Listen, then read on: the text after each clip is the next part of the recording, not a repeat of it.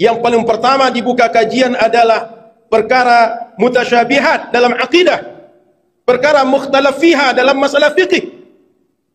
Sehingga yang pertama dibahas Aina Allah. Tentang keberadaan Allah ini sahabat ya, apa yang dikatakan Allah Subhanahu wa taala dalam firman-Nya itu banyak sekali di dalam Al-Qur'an yang mengatakan Allah Subhanahu wa taala itu di atas langit. Pendapat para ulama salaf, di antaranya Imam Syafi'i, Imam Malik, Tsauri, semuanya, Imam Abu Hanifah menetapkan Allah berada di atas sebagaimana telah ditegaskan oleh Al-Imam At-Tahawi. Imam Tahawi muridnya Al-Muzani, Al-Muzani muridnya Imam Syafi'i. Apakah kita mengimani Allah Subhanahu wa taala itu Maha mendengar, dan apakah kita mengimani Allah Subhanahu wa taala itu Maha melihat? Tentu saja kita mengimani sahabat ya. Nah, apakah mungkin pendengaran Allah Subhanahu wa taala dengan pendengaran kita itu sama? Tentu sama sekali jauh berbeda sahabat ya, antara pendengaran Allah Subhanahu wa taala dan pendengaran kita sebagai manusia. Bismillahirrahmanirrahim. Bismillahirrahmanirrahim. Assalamualaikum warahmatullahi wabarakatuh. Alhamdulillah hamdan katsiran thayyiban mubarakan fi kama yuhibbu rabbuna wa yarda. Ma ba'd, kaum muslimin yang semoga dirahmati Allah Subhanahu wa taala. Dalam video kali ini sahabatnya saya akan mereaction sebuah pernyataan dari Ustadz Al-Nauf Dinar, yang mana Ustadz Al-Nauf Dinar ini sedang berkhutbah dengan lantangnya mengatakan di zaman ini ada banyak fitnah, yaitu para dai-dai yang menyebarkan syubhatnya di dalam mutasyabihat dalam masalah akidah dan mukhtalaf fiha di dalam fikih. Dan tidak jauh sahabatnya, fitnah dari Ustadz Al-Nauf Dinar ini adalah dari dai-dai salafi yang menyampaikan tentang masalah keberadaan Allah Subhanahu wa taala, yang mengatakan Allah Subhanahu wa taala di atas langit. Jadi sahabat ya, sebelum kita reaksi apa yang diungkapkan oleh Ustadz Al-Nauf ini, sebelumnya harus kita menyimak dengan kepala dingin dan tentunya dengan hati yang ikhlas, benar-benar mengharapkan hidayah Allah Subhanahu wa taala. Karena ini masalah akidah sahabat ya.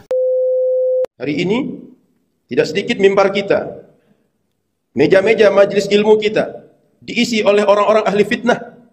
Begitu berkhutbah, begitu berceramah, begitu membuka pengajian, yang paling pertama dibuka kajian adalah perkara mutasyabihat dalam akidah, perkara mukhtalaf fiha dalam masalah fikih.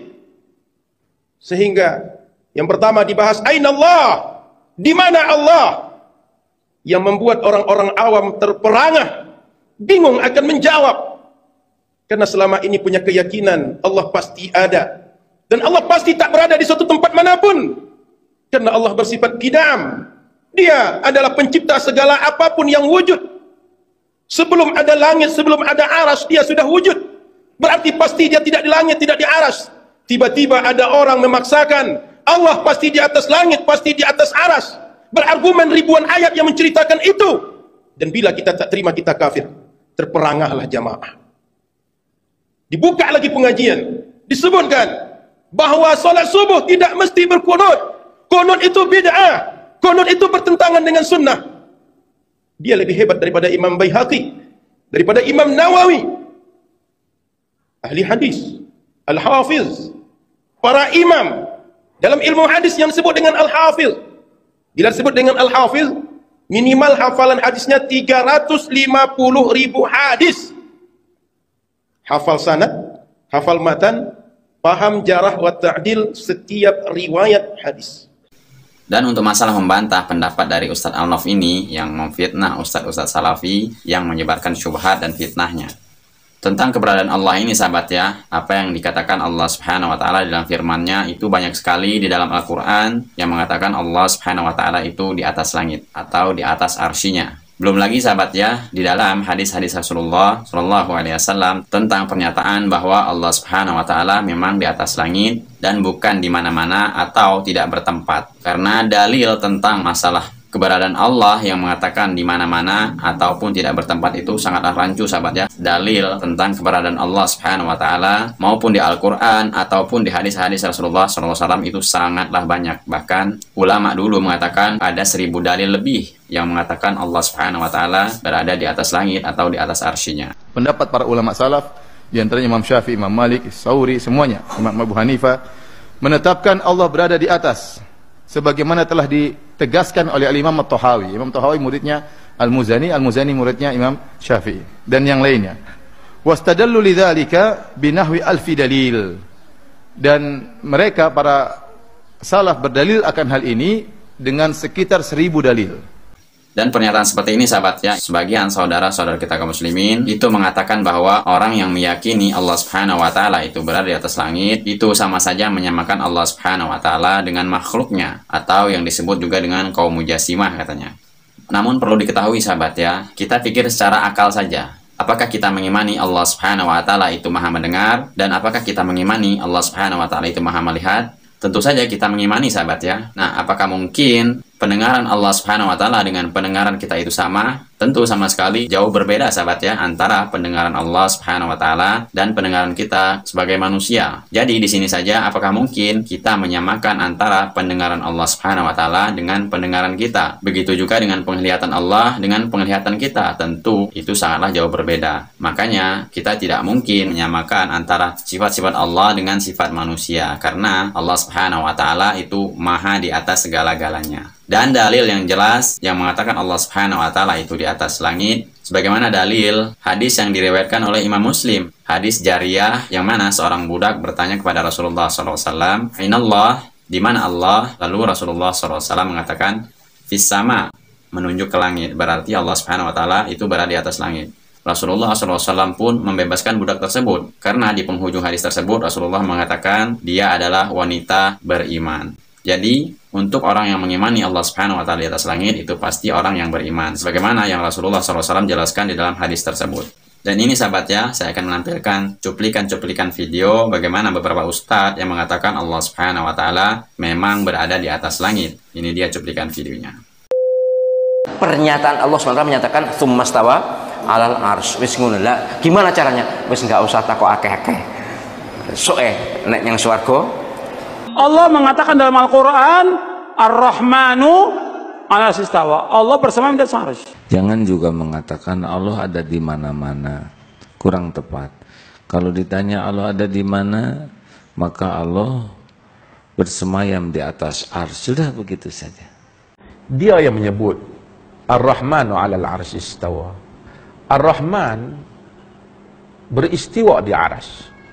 Wa huwa ma'akum aina ma kuntum. Allah tu bersama kamu di mana saja kamu berada. Ilmu Allah. Tak boleh kata Allah di mana-mana. Abu Bakar radhiyallahu anhu, begitu Rasul kita SAW meninggal dunia dan berkhutbah di masjid, Abu Bakar mengatakan, "Man kana ya'budu Muhammadan fa inna Muhammadan qad mat." Barang siapa di antara kalian yang beribadah menyembah Muhammad, maka Muhammad telah wafat. Wa man kana minkum ya'budullah. Barang siapa di antara kalian yang beribadah kepada Allah, fa innallaha hayyun fis sama'i la yamut. Karena Allah itu hidup di langit dan tidak akan pernah untuk meninggal selama-lamanya. Imam Malik rahimahullah pernah ditangi seseorang, lalu dia berkata, "Wahai Imam, bagaimana sih caranya memahami istiwa?" Seperti dipertanya, apakah seperti manusia bisa difahamin begitu? Manusia yang naik di atas singgasana? Lalu kata Imam Malik rahimahullah kalimat yang bijak, orang yang punya ilmu dalam masalah ini, dia mengatakan istiwa sudah maklum, bersemayam itu jelas, nggak ada sesuatu yang perlu dipertanyakan. Dalam bahasa Arab istiwa jelas adalah naik ke atas singgasana, gitu kan. Kemudian dikatakan kaifiyahnya majhul, bagaimana prosesnya tidak jelas buat kita karena tidak disampaikan dalam wahyu. Kita imani apa adanya. Was-su'al anhu bid'ah, bertanya tentang itu adalah perbuatan bid'ah, gitu kan. Arsy-nya bagaimana? Pasti kita tidak bisa menjangkau. Karena kalau Allah berada di suatu tempat, maka tempat itu lebih besar daripada Allah. Ar-Rahmanu 'alal arsy istawa. Allah itu bersemayam di atas arsy. Dan teks Al-Quran ini diulangi Allah 7 kali dengan kalimat sama di dalam Al-Quran. Dan menanggapi apa yang diungkapkan oleh Ustadz Al-Naf tadi yang mengatakan orang-orang Salafi mengatakan kunut subuh itu adalah bid'ah secara mutlak, ini tidak benar sama sekali sahabat ya. Masalah kunut subuh itu memang khilaf di antara para ulama. Dan apabila di dalam sholat tersebut ada imam yang melakukan kunut subuh, tentu kami juga ikut mengangkat tangan mengaminkan doa tersebut. Sebagaimana yang dijelaskan oleh Ustadz Firanda dalam video kali ini yang menjelaskan tentang khilafnya kunut subuh di antara pendapat-pendapat para ulama. Jadi masalah kunut ini masalah khilaf yang kuat di kalangan para ulama. Kalau saya boleh bagi ya, ada beberapa pendapat. Pendapat pertama bahwasanya kunut subuh sunnah ya, dan itu pendapat Imam Malik dan pendapat Imam Syafi'i rahimahullahu taala. Kemudian juga didukung oleh pendapat dari Ibnu Hazm rahimahullahu taala, mazhab Zahiriyah. Jadi Malikiyah, Syafi'iyah, Zahiriyah mengatakan kunut subuh setiap hari sunnah. Kemudian pendapat yang mengatakan tidak sunnah ada dua. Pendapat yang pertama adalah mazhabnya Imam Abu Hanifah mengatakan bahwasanya kunut subuh adalah bid'ah. Ya. Imam Abu Hanifah mengatakan kunut subuh adalah bid'ah. Adapun pendapat Imam Ahmad mengatakan kunut subuh tidak disyariatkan namun tidak disifati dengan bid'ah. Makanya Imam Ahmad mengatakan kalau ada yang kunut maka saya tidak cela. Kalau ada yang kunut subuh saya tidak cela. Bahkan Imam Ahmad berkata seandainya ada seorang kunut subuh tiap hari tapi mendoakan kebaikan bagi kaum muslimin dan mendoakan kecelakaan bagi orang-orang kafir maka tidak mengapa meskipun tiap hari. Meskipun tiap hari.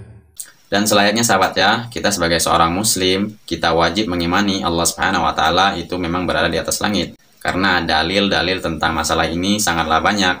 Tentu mengalahkan dalil-dalil yang mengatakan Allah Subhanahu wa taala itu berada di mana-mana atau tidak bertempat. Karena seperti yang saya sebutkan tadi, dalil tentang penyebutan Allah itu tidak bertempat sangatlah sedikit dan bisa jadi itu dalilnya pun rancu dengan pemahaman para salafus saleh terdahulu. Semoga bermanfaat. Wassalamualaikum warahmatullahi wabarakatuh. Assalamualaikum warahmatullahi wabarakatuh.